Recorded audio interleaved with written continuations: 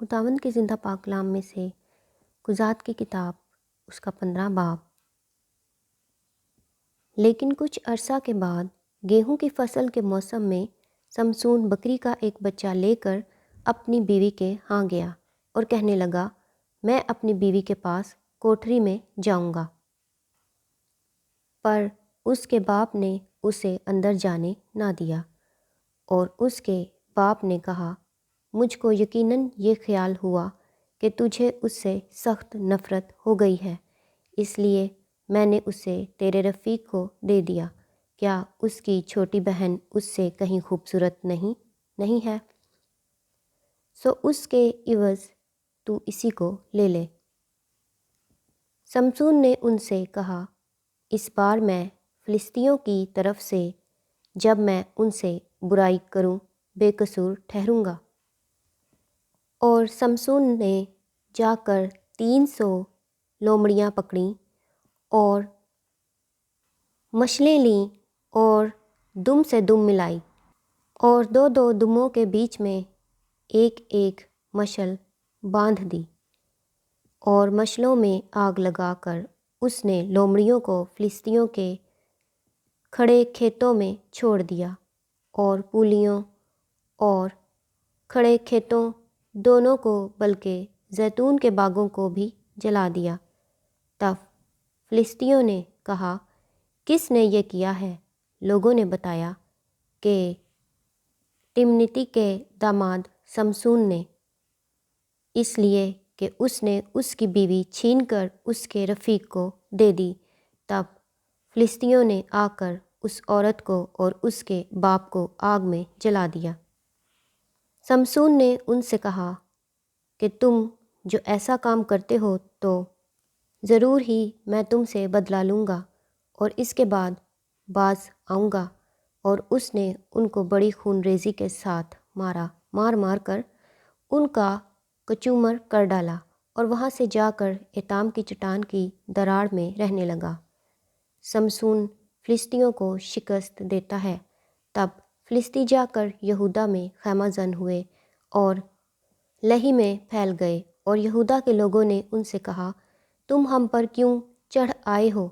انہوں نے کہا، ہم سمسون کو باندھنے آئے ہیں، تاکہ جیسا اس نے ہم سے کیا ہم بھی اس سے ویسا ہی کریں۔ تب یہودا کے 3000 مرد ایتام کی چٹان کی دراڑ میں اتر گئے اور سمسون سے کہنے لگے، کیا تو نہیں جانتا کہ فلسطی ہم پر حکمران ہیں؟ سو تو نے ہم سے یہ کیا کیا ہے؟ اس نے ان سے کہا، جیسا انہوں نے مجھ سے کیا میں نے بھی ان سے ویسا ہی کیا۔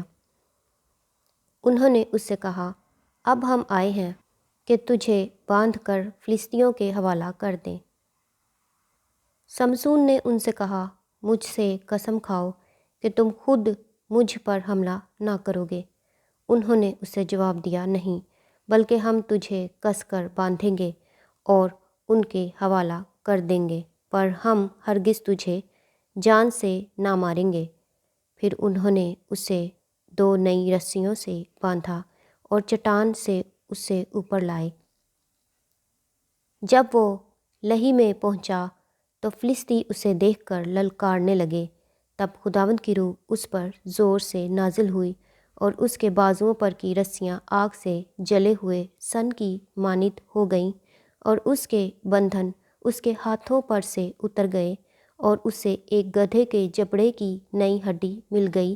سو اس نے ہاتھ بڑھا کر اسے اٹھا لیا، اور اس نے 1000 آدمیوں کو مار ڈالا۔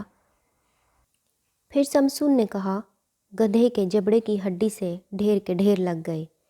گدھے کی جبڑے کی ہڈی سے میں نے 1000 آدمیوں کو مارا۔ اور جب وہ اپنی بات ختم کر چکا تو اس نے جبڑا اپنے ہاتھ میں سے پھینک دیا، اور اس جگہ کا نام رامت لہی پڑ گیا۔ اور اس کو بڑی پیاس لگی۔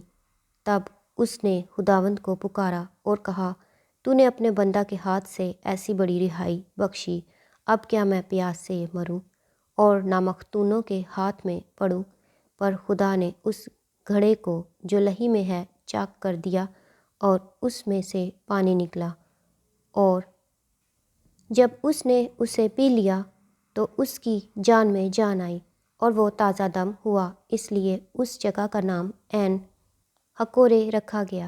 وہ لہی میں آج تک ہے، اور وہ فلسطینیوں کے ایام میں 20 برس تک اسرائیلیوں کا قاضی رہا۔ خداوند کے زندہ پاک کلام کے پڑھے اور سنے جانے پر خداوند کی خاص برکت ہو۔ خدا کا شکر ہو، آمین۔